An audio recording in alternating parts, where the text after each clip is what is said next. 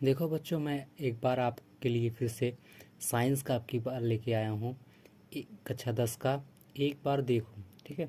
इसको पढ़ के जाना। कक्षा 10 का बोर्ड परीक्षा 2023 27 तारीख को होने वाला है, जिसमें आप लोग जितना क्वेश्चन बताए हैं हम, बहुविकल्पी है, न्यूमेरिकल है, और कुछ क्वेश्चन ऐसे हैं जो दीर्घ उत्तरी हम उसको बता देंगे कि इम्पोर्टेंट है, उसको रट लेना, देख लेना एक बार। बता दे रहे हैं, अगर 70 का पेपर है तो 65 जरूर पाओगे, ठीक है बच्चों। तो बहुविकल्पी पहले हम 20 क्वेश्चन, 20-25 क्वेश्चन है जिसको हम देख लेते हैं। वो पेपर में इम्पोर्टेंट, बहुत ज़्यादा इम्पोर्टेंट है, तो इसको पढ़ के जाइएगा। तो पहला क्वेश्चन चलो आप देखते हैं, शुरुआत करते हैं। पहला क्वेश्चन है हमारा, H2S बिलियन का पीएच मान क्या है। H2S बिलियन का पीएच मान क्या है। अब ध्यान से देखना है, H2S जो है वो क्या है, अम्ल है। क्या है, अम्ल है बच्चों। तो क्योंकि OH H प्लस आयन देता है अम्ल, OH माइनस आयन देता है विलयन, क्षार। तो अम्ल H2S है, तो ये क्या है, अम्ल है। अम्ल का पीएच मान जो होता है 0 से अधिक और 7 से कम होता है। 7 उदासीन का होता है, 7 से अधिक का क्षार होता है, ठीक है। तुम्हारा ऑप्शन हो जाएगा सी, 7 से कम। ये हमारा क्या है, अम्ल है। दूसरा क्वेश्चन है बच्चों, लौह चूर्ण पर तनु हाइड्रोक्लोरिक अम्ल डालने से क्या होता है, बताइए, ठीक है। ऑप्शन दिया गया है, हाइड्रोजन गैस एवं आयरन क्लोराइड बनता है, क्लोरीन गैस तथा आयरन हाइड्रोक्साइड बनता है। तीसरा ऑप्शन है सी, कोई अभिक्रिया नहीं होती है। डी, आयरन लवण एवं जल बनता है। इसको हम आपको दिखा देंगे, करके देखिए। लौह चूर्ण मतलब आयरन, लौह चूर्ण मतलब आयरन Fe प्लस, तनु हाइड्रोक्लोरिक मतलब HCl। जब हमने रिएक्शन कराया तो बनेगा आयरन क्लोराइड, मतलब Fe प्लस होता है, Cl माइनस, Fe क्लोराइड मतलब iron chloride FeCl2 plus H2। तो समीकरण संतुलित कर लेना आगे 2 लगा के, ठीक है। तो FeCl2 बना, क्या बना, FeCl2 मतलब iron chloride plus hydrogen H2 gas बना, क्या बना, हाइड्रोजन गैस। तुम्हारा ऑप्शन है हाइड्रोजन गैस एवं आयरन क्लोराइड, तो हमारा ऑप्शन कौन सा, ए हमारा क्या हो जाएगा, सही हो जाएगा बच्चों, ठीक है। तीसरा क्वेश्चन बच्चों क्या है, तीसरा क्वेश्चन है, निम्न में से कौन सी धातु अम्ल से हाइड्रोजन विस्थापित नहीं करती है। कौन से अम्ल, धातु अम्ल से हाइड्रोजन को विस्थापित नहीं करती है। तो बच्चों सक्रियता श्रेणी आप लोगों ने पढ़ा होगा, सक्रियता श्रेणी, एक घटती श्रेणी और एक बढ़ती श्रेणी। तो घटती वाली श्रेणी में जो रहेगा वो हाइड्रोजन को विस्थापित नहीं करेगा, ठीक है। तो इसमें सक्रियता श्रेणी में Fe, Zn, Mg क्या है, उसकी बढ़ती क्रम में है। कापर जो है हमारा बच्चों वो घटती क्रम में है, सक्रियता के किस क्रम में, घटते क्रम में है। इसीलिए हाइड्रोजन को कौन विस्थापित नहीं करेगा, विस्थापित नहीं करता है, कापर विस्थापित नहीं करता है। कौन विस्थापित नहीं करता है, कापर, ठीक है बच्चों। अगला क्वेश्चन है बच्चों, धावन सोडे का रासायनिक नाम है। धावन सोडा होता है एक खाने वाला सोडा होता है, एक कपड़े वाला, तो उसको बेकिंग सोडा कहते हैं खाने वाले को। धावन सोडा जो कपड़ा साबुनों में लगाया जाता है, तो इसका फार्मूला होता है सोडियम, पहला ऑप्शन दिया गया sodium chloride, sodium carbonate, sodium bicarbonate, sodium hydroxide. Sodium hydroxide नहीं जानते होगे, सोडियम क्लोराइड भी नहीं, लवण है, ये नहीं है। तो हमारा ऑप्शन बी हो जाएगा सोडियम कार्बोनेट, Na2CO3। क्या होता है, Na2CO3, सोडियम बाइकार्बोनेट Na2, ठीक है, Na2CO3, ठीक। अगला क्वेश्चन हम लोग देखते हैं।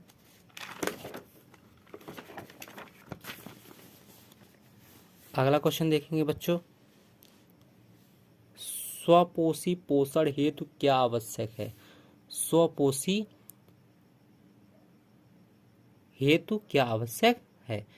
इसका ऑप्शन दिया कार्बन डाइऑक्साइड तथा जल, बी मतलब दिया गया क्लोरोफिल, सी दिया गया है सूर्य का प्रकाश, डी दिया गया है उपरोक्त सभी बच्चों। तो देखो, स्वपोषी मतलब जो भोजन अपना स्वयं बना लेते हैं। स्वयं कौन बनाता है, पेड़ पौधे बनाते हैं। और पेड़ पौधे बनाते हैं तो कार्बन डाइऑक्साइड इनको चाहिए, जल भी चाहिए, हमने पढ़ा है, क्लोरोफिल भी चाहिए, सूर्य का प्रकाश भी चाहिए पेड़ पौधों को।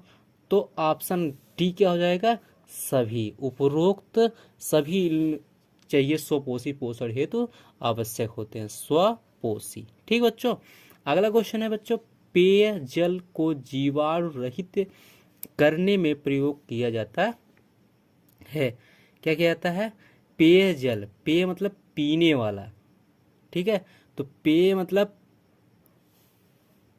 Calcium chloride CaCl2, calcium CaCl2 CuCl2 CaCO3, calcium carbonate है, कैल्शियम क्लोराइड है, ऐसा, ठीक है। तो ये हम कॉपर क्लोराइड है, कैल्शियम क्लोराइड है, लेकिन विरंजक चूर्ण इसमें पिलाया जाता है, किस में मिलाया जाता है? CaCl2 में रहित करने में जीवाणु को मारता है। कौन? CaCl2। तो ऑप्शन हमारा हो जाएगा ए। क्या हो जाएगा ऑप्शन हमारा? ए हो जाएगा। अगला क्वेश्चन है बच्चों, यकृत स्रावित करता है, यकृति, ठीक है, लार, जठर रसी, अग्नाशयिक रसी, पित्त रसी, ठीक है। तो लार तो यकृत में बनता नहीं, जठर रस नहीं काम करता, अग्नाशयिक ये भी काम यकृत का नहीं है, और यकृत का काम स्रावित करना केवल क्या है? पित्त रस। क्या है बच्चों? पित्त रस को वो क्या करता है? स्रावित करता है, ठीक है बच्चों। क्वेश्चन आप लोग देते रहिए बच्चों, अच्छा क्वेश्चन है, आप लोग पढ़ के जरूर जाइएगा। पादप में जाइलम उत्तरदायी होता है। एक जाइलम होता है बच्चों, एक जाइलम होता है, एक फ्लोएम होता है, ठीक। फ्लोएम, जाइलम मतलब जल, फ्लोएम मतलब फ्लो मतलब भोजन, फूड। तो ये भोजन के लिए हो जाए, अगर भोजन का वहन करता तो फ्लोएम होता, लेकिन जल का वहन कर रहा है तो जाइलम होगा। तो ऑप्शन ए हमारा क्या हो जाएगा? जल का वहन, ठीक बच्चों। अगला क्वेश्चन है, मनुष्य में वृक्क तंत्र का भाग होता है, जो पेट के देखने नीचे देखे तो वृक्क बना होता है, ठीक है। वृक्क का काम क्या होता है?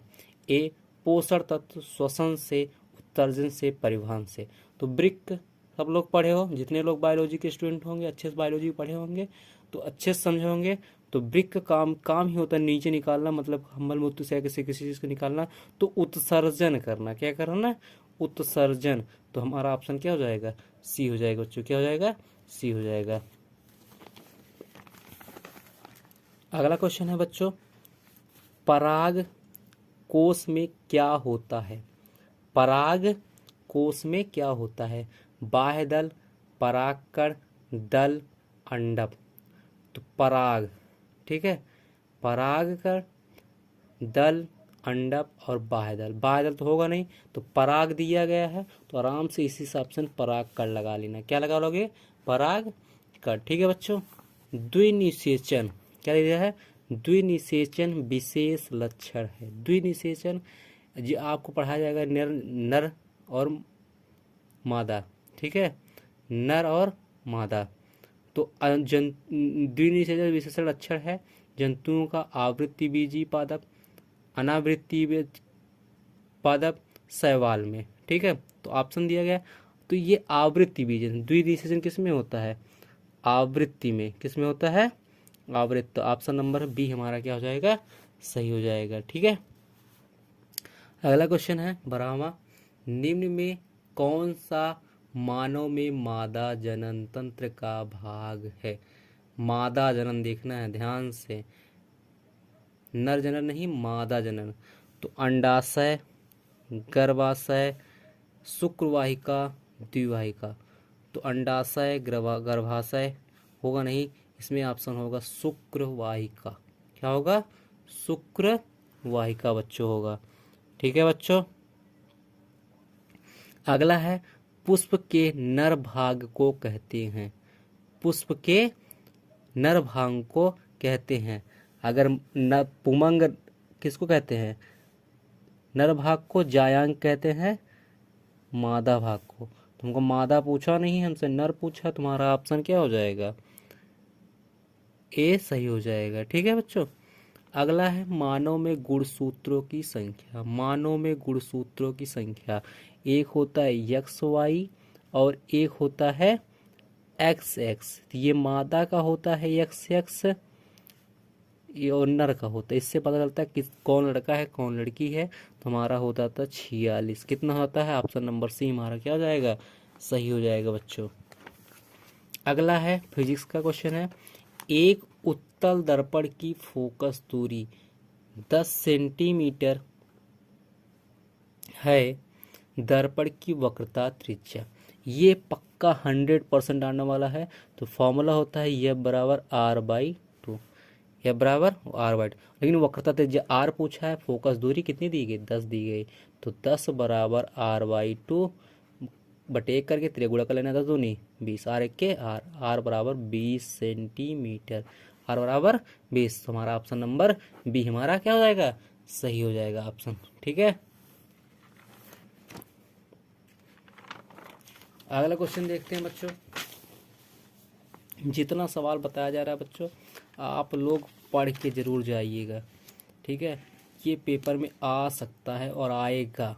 ठीक है, किसी गोलीय दर्पण तथा किसी पतले गोलीय लेंस दोनों की फोकस दूरी -15 सेंटीमीटर है, तो दर्पण तथा लेंस संभवतः, पहला ऑप्शन है दोनों अवतल।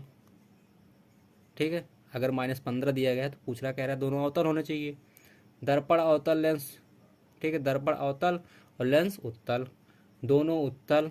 और चौथा ऑप्शन दिया गया डी वाला, दर्पण उत्तल लेंस अवतल। लेकिन हमने पढ़ा है, चाहे लेंस हमने पढ़ा चाहे दर्पण पढ़ा, दोनों में जो ऋणात्मक होती फोकस दूरी वो केवल अवतल दर्पण या अवतल लेंस की होती है। मतलब इसमें ऑप्शन आएगा ए, दोनों अवतल, दोनों अवतल बच्चों।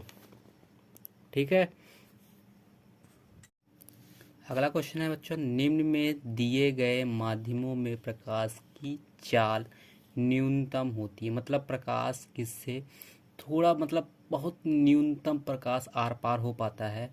तो पहला है हीरा, दूसरा है जल में, तीसरा है कांच में, और चौथा है केरोसिन में, मतलब तेल में। ठीक है, तो सबसे जो हार्ड होगा, मतलब जो सबसे ठोस होगा, उसी से क्या नाम आर पार नहीं हो पाएगा। तो जल भी हमारा आर पार हो सकता है, कांच भी हो सकता है, हल्का होता है ये सब, केरोसिन भी हल्का होता है, ये भी हो सकता है। तो हीरा हमारा सबसे मजबूत है, मतलब सबसे ठोस है। तो इसी से हमारा जो माध्यम होगा, प्रकाश की चाल जो होगी सबसे न्यूनतम होगी। ठीक है बच्चों, अगला है 18वां क्वेश्चन है आपका, सामान्य स्वस्थ आंख के लिए दूरबीन, बहुत बच्चे होंगे लगा के चले आएंगे 25 सेंटीमीटर लिखा। ठीक है, और ऑप्शन दिया गया 50 सेंटीमीटर, 100 सेंटीमीटर, अनंत। तो अगर सामान्य लिखा हो, स्वस्थ आंख के लिए पूछा गया हो, तो हमारा ऑप्शन क्या हो जाएगा, अनंत हो जाएगा। क्या हो जाएगा, अनंत हो जाएगा बच्चों। अगला क्वेश्चन है बच्चों, कांच का अपवर्तनांक अधिक होता है। ठीक है, कांच का अपवर्तनांक अधिक होता है। तो बैरिया पिनाला पढ़े हो गया आप लोग, बैरिया पिनाला जो रंग बनता है इंद्रधनुष में, तो बैनिया पिनाला लास्ट में बैगनी है। तो अगर अधिकतम पूछेगा तो बैगनी होगा, पिनाला। ठीक है, और लाल, ला पिनाला, ला से लाल रंग होता है, तो लाल रंग में कम होता है और बैगनी रंग में सबसे अधिक होता है। तो हमारा अधिक पूछ रहा है, तो हम ऑप्शन क्या हो जाएगा, सी हमारा सही हो जाएगा। ठीक है बच्चों, अगला जो इम्पोर्टेंट क्वेश्चन है वो हर परीक्षा में पूछा जाता है, प्रतिरोध का मात्रक क्या होता है, प्रतिरोध का मात्रक। तो पहला ऑप्शन दिया गया ओम, ओम मीटर, ओम प्रति मीटर, मीटर प्रति ओम। ठीक है, तो हमने प्रतिरोध का सीधे सीधे मात्रक पढ़ा है, क्या होता है, ओम। क्या होता है, ओम होता है। ठीक है बच्चों, अगला क्वेश्चन क्या है, विद्युत धारा उत्पन्न करने की युक्ति क्या है, विद्युत धारा उत्पन्न करने की युक्ति क्या है। तो जनित्र दिया गया है, गैल्वेनोमीटर दिया गया है, अमीटर दिया गया है, मोटर दिया गया है। मोटर से धारा उत्पन्न नहीं होगी, अमीटर से धारा उत्पन्न, गैल्वेनोमीटर से होती नहीं। लेकिन विद्युत धारा को उत्पन्न करने की युक्ति जो है वो जनित्र है। क्या है, जनित्र है। अब आपको हम न्यूमेरिकल करके बताएंगे, जो बहुत ज़्यादा इंपॉर्टेंट क्वेश्चन न्यूमेरिकल का है, वही क्वेश्चन आप लोग को हम बताएंगे। ठीक है बच्चों, ध्यान से देखना। ठीक है, दिया गया 20 सेंटीमीटर फोकस दूरी वाले अवतल लेंस के सामने लेंस से 30 सेंटीमीटर दूर रखी वस्तु के प्रतिबिंब की स्थिति ज्ञात कीजिए। ठीक है, ध्यान से देखना, लेंस की बात कह रही है, किसकी बात कह रही है, क्वेश्चन लेंस का। क्वेश्चन पढ़ लिया अच्छे से एक बार, इसके बाद हम आपको सॉल्व कराएं। फॉर्मूला होता है 1/f बराबर 1/, U माइनस 1/V। ठीक है, वस्तु से दूर रखी, वस्तु U होता है, प्रतिबिंब से V होता है। ठीक है, तो फोकस दूरी दिया गया, अवतल दर्पण की फोकस बताया गया था ऋणात्मक होता है, तो माइनस F बराबर हो जाएगा -20। U दिया गया है 30 सेंटीमीटर। भी पूछा है, क्या पूछा है? भी हमसे पूछा है। ठीक है बच्चों, तो 1/F मतलब -20 बराबर 1/30 माइनस 1/V। ये माइनस हो जाएगा इधर आके, तो 1/-20 माइनस 1/30 बराबर -1/V। 30 एक्के 30, 30 20 एक्के 20, 30 20 50 माइनस 50/3 दूनी 600 बराबर -1/V। माइनस से माइनस कट जाएगा, 0 से 0 कट जाएगा, 12×5 60। तो V बराबर आ जाएगा हमारा 12। क्या आ जाएगा? 12 सेंटीमीटर। यही हमारा क्या है?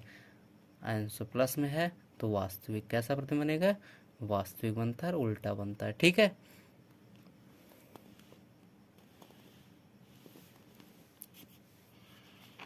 ठीक है बच्चों, समझ में आया? इसी प्रकार से अगला क्वेश्चन है बच्चों, क्या लिखा है? यदि किसी चालक में प्रवाहित धारा 4 एम्पियर हो तो 1.5 मिनट में प्रवाहित आवेश की मात्रा ज्ञात करो। आवेश की मात्रा मतलब पहले क्या क्या दिया गया? धारा दिया गया I बराबर 4 एम्पियर। पहले जो जो दिया रहे उसको लिख लो। धारा I बराबर क्या दिया गया बच्चों? I बराबर दिया गया है कितना? I बराबर 4 एम्पियर।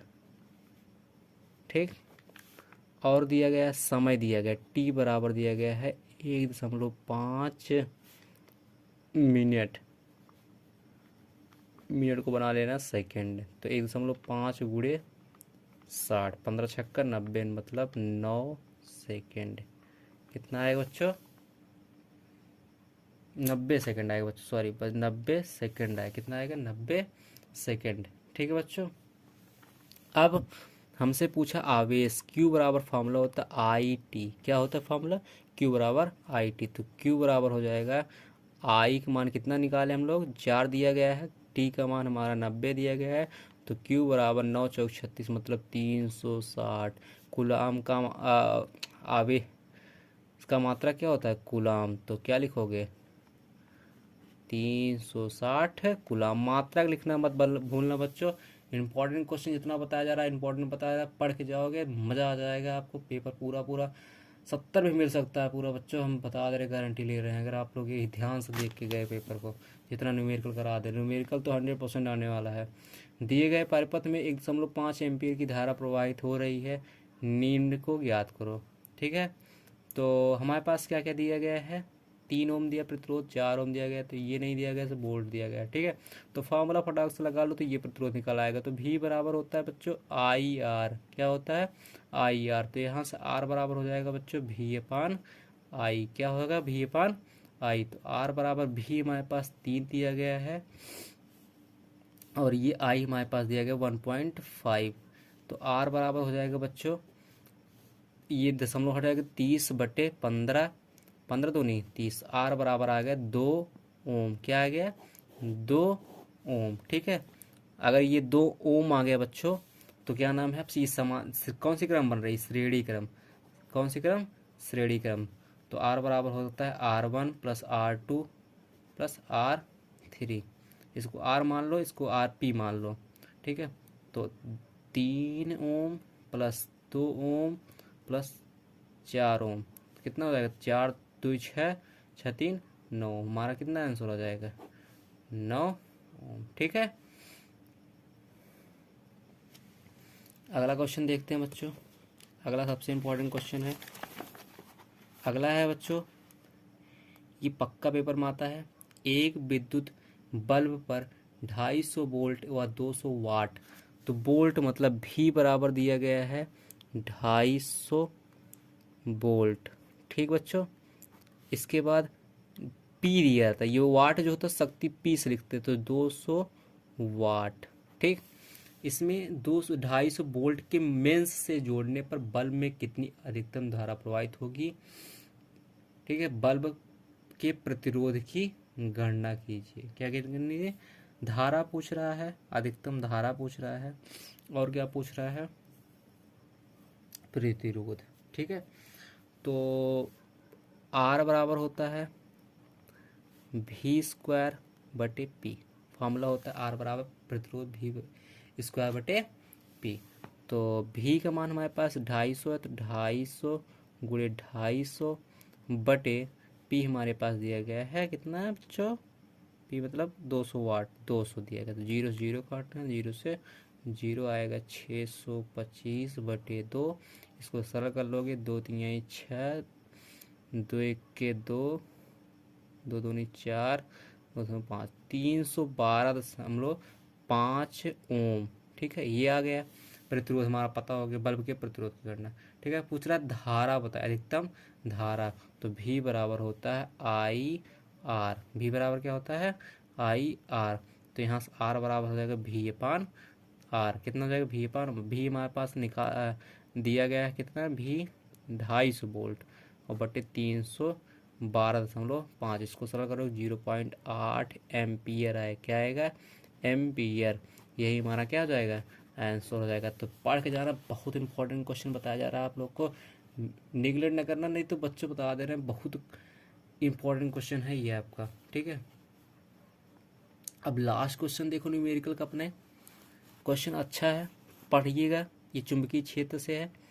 1 मीटर लंबाई के एक धारावाहिक चालक में 1 एम्पियर की धारा प्रवाहित हो रही है। इसे 2 न्यूटन प्रति एम्पियर मीटर के, मतलब ये वेबर प्रति मीटर स्क्वायर है, न्यूटन प्रति एम्पियर स्क्वायर। चुंबकीय क्षेत्र का मान दिया गया बी। ठीक है, चुंबकीय क्षेत्र में रखा गया, चुंबकीय क्षेत्र लिखा, चुंबकीय क्षेत्र रखा गया है। धारावाहिक चालक पर कार्यवाही बल की गणना कीजिए। तो यह बराबर हमने सूत्र पढ़ा IBL sin थीटा। क्या पढ़ा है बच्चों, IBL sin थीटा। तो पहला पूछ रहा, चालक क्षेत्र के लंबवत हो, चालक क्षेत्र के समांतर हो, चालक क्षेत्र की दिशा में 60 अंश का कोण। लंबवत बच्चा मतलब थीटा बराबर 90 अंश, समांतर मतलब थीटा बराबर 0 अंश, और तीसरे में दिया गया। तो चलो पहले लंबवत के लिए करते हैं, क्या देते हैं, पहले लिख लेते हैं। लंबाई L दिया गया 1 मीटर, लंबाई कितना दिया गया बच्चों, लंबाई L बराबर दिया गया है 1 मीटर। ठीक, लंबाई कितना दिया गया बच्चों, L बराबर 1 मीटर। B दिया गया है 2 न्यूटन प्रति मीटर, और क्या दिया गया बच्चों, I दिया गया है बच्चों 1 एम्पियर। क्या दिया गया है, 1 एम्पियर। अब पहला पूछ रहा धारा के लंबवत, यह बराबर होता है IBL sin थीटा। तो थीटा बराबर, लंबवत के लिए थीटा बराबर 90 अंश, तो I का मान 1, B का मान 2, L का मान 1 गुणे साइन 90। साइन 90 का मान क्या होता है, 1 होता है, तो 2 1 के 2, तो 2 गुणे 1 बराबर, या बराबर 2 न्यूटन। कितना आ जाएगा, 2 न्यूटन। दूसरा क्या है, समांतर, थीटा बराबर 0 अंश, तो यह बराबर IBL साइन थीटा। तो I का मान 1, B का मान 2, लंबाई 1, साइन 0, का मान 0 अंश। तो आंसर है 2 गुणे 0 बराबर 0। तो यह बराबर कितना आ जाएगा, इसका 0 आ जाएगा। थर्ड पूछा है 60 अंश, अगर थीटा का मान क्या हो, 60 अंश हो, तो यह बराबर IBL साइन थीटा। I का मान 1 गुणे B का मान 2 गुणे 1 साइन थीटा, मतलब साइन 60 अंश। तो 2 गुणे साइन 60 का मान होता है √3/2, दोस्तों कट जाएगा, √3 का मान होता है 1.732।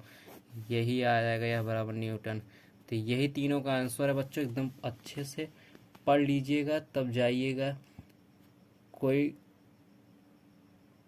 आराम से पढ़िएगा, ध्यान से देखिए कैसे लगाया गया, मेथड क्या लगाया गया है। नंबर चेंज हो जाए, गिनती चेंज हो जाए, तो हम फार्मूला मत भूलना बच्चों, नहीं तो आप लोगों को गलत हो जाएगा। फार्मूला मत भूलना, ठीक है बच्चों।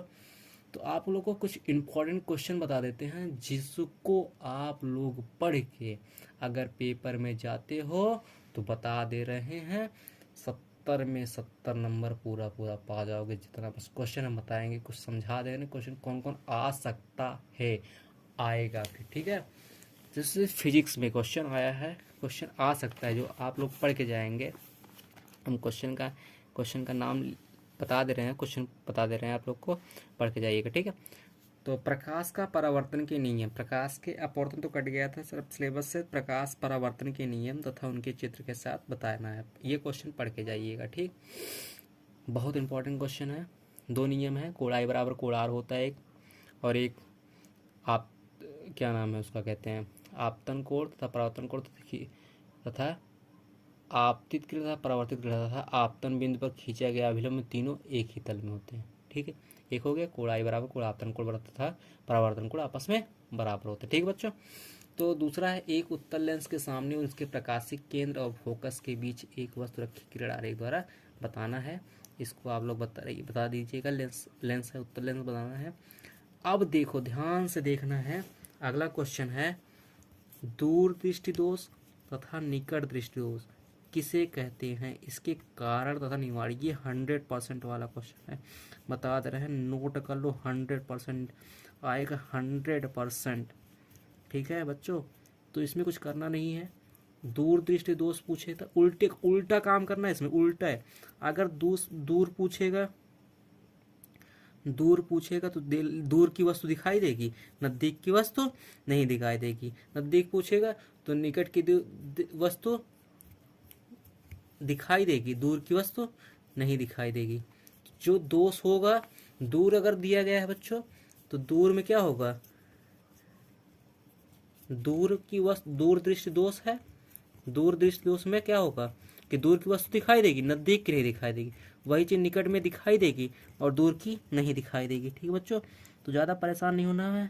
और देखो, इसमें निवारण पूछता है। निवारण ध्यान से, दूर के लिए, दूर हमारा अवतल, देखो अवतल और उत्तल में छोटा कौन है, छोटा कौन है, उत्तल लग रहा है ना।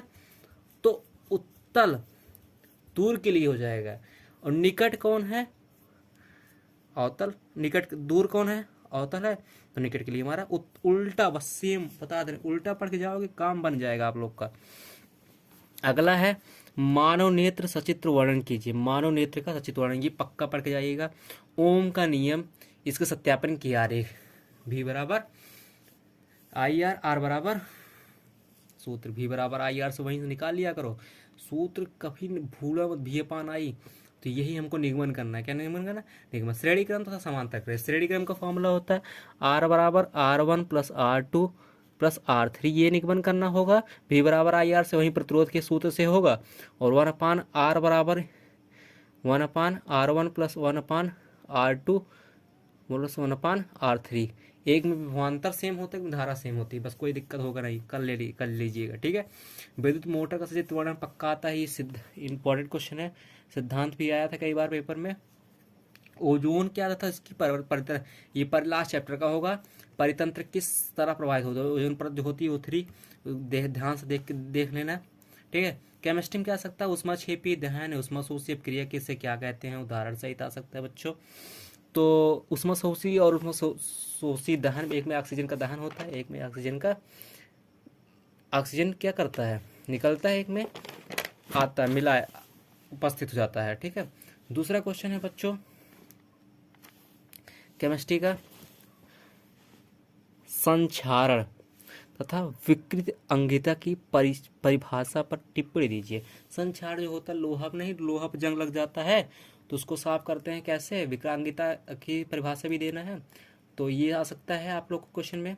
तीसरा क्वेश्चन है, रेडॉक्स अपक्रिया पर संक्षिप्त टिप्पणी देंगे। रेडॉक्स अपक्रिया बहुत ज़्यादा इंपॉर्टेंट है बच्चों, पढ़ के जाइएगा, एकदम बहुत ज़्यादा इंपॉर्टेंट है रेडॉक्स अपक्रिया, इंपॉर्टेंट।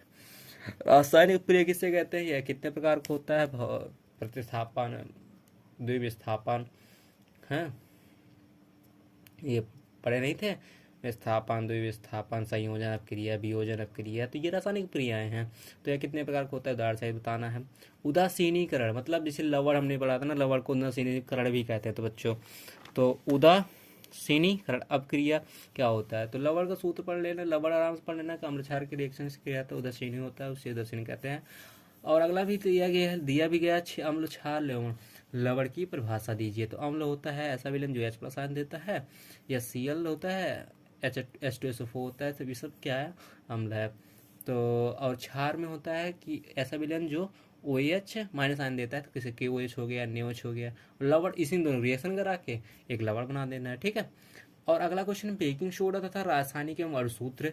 बेकिंग सोडा जो खाने वाला दिखा गया है, भौतिक तथा रासायनिक गुण लिखना है। विरंजक चूर्ण तो 100%, ये 100% आने वाला है ये। और ये बच्चा 98 और 9 क्वेश्चन एकदम 100% इंपॉर्टेंट लगा के जाओ, एकदम पढ़ के। Plaster of Paris, plaster of Paris में कुछ है नहीं, विरंजक चूर्ण प्लास्टर ऑफ पेरिस में 2 कैल्शियम कार्बोनेट CaCO3 करके इंटू 10H2 2H2 करके, ठीक है, जाइएगा। बहुत आसान है, फॉर्मूला याद रखना थोड़ा बस। ऐस को खनिज में परिभाषित कीजिए। ऐस तथा खनिज में अंतर, ये तो आएगा। धातु धातु अच्छे से देख लेना। ऐस को कैसे भर्जन किया जाता है, निष्कासन कैसे किया जाता है, इसको पढ़ के जाइएगा। विद्युत रासायनिक श्रेणी क्या होती है? सक्रियता श्रेणी आपको पढ़ाई हुई, घटती बढ़ती श्रेणी, तो उसको थोड़ा लिख लेना। मिश्र धातु किसे कहते हैं? ठीक है, कॉपर के 2 प्रमुख उदाहरण भी देना है हमको। ये पक्का है, 13वां क्वेश्चन इंपॉर्टेंट बहुत है। समजाति श्रेणी क्या उदाहरण सहित देना है। और एल्केन, एल्कीन और एल्काइन, तो CnH2n+2 पढ़े होगे। ये एल्केन का है, एल्कीन का CnH2n है, और CnH2n-2 ये एल्काइन का है। तो तीनों का फॉर्मूला अगर याद रख लोगे तो इसी से अपना निकाल लेना तीनों का फॉर्मूला आराम से। तो बच्चों इतना पढ़ के जाओ। बायोलॉजी में जो क्वेश्चन है हृदय होगा, ठीक है बच्चों। बायोलॉजी में हृदय है, ध्यान से सूत्र तो देख लो सब। हृदय है, ठीक है, पादप कोशिका है, जंतु कोशिका है, श्वसन है, पाचन तंत्र है। इतना क्वेश्चन उसमें दीर्घ उत्तरीम है, और आप लोग को उसमें करा दिया गया है विकल्पी में। इससे ज़्यादा क्वेश्चन आने वाला नहीं है। जितना पढ़ाया गया बच्चों ध्यान से एक बार पूरा देख लो। जो समझ में आया होगा बच्चों कमेंट करके ज़रूर बताइएगा, सर ये समझ नहीं आया, फिर से करा दीजिए। तो एक दिन चांस है, अगर आप लोग आज तक कमेंट कर देंगे तो हम कल तक करा देंगे आप लोग को। और फिर सभी आप लोग को 27 का पेपर है, तो आराम से टेंशन न लीजिएगा। एक बार हम फिर से क्वेश्चन को दिखा देना, सभी क्वेश्चन देख लीजिए बच्चों। जो क्वेश्चन अभी कराए हमने, न्यूमेरिकल भी कराए, इम्पोर्टेंट जो क्वेश्चन आपने पढ़ा देखा उसको भी देख लीजिए। सवाल अच्छे से देख लीजिए। ये भी सवाल, ये सवाल है, इतना सवाल इम्पोर्टेंट है, ठीक है बच्चों। तो चैनल को सब्सक्राइब करिएगा, अगर आपको अच्छा लगा हो चैनल को सब्सक्राइब करिएगा। ठीक है बच्चों, जिस तरीके से आपको बन रहा है उस तरीके से हम मेहनत करके आप लोग को पहुंचा रहे हैं आपके पास। तो हमको सपोर्ट करिएगा प्लीज़। धन्यवाद आपका। गुड बाय बच्चों।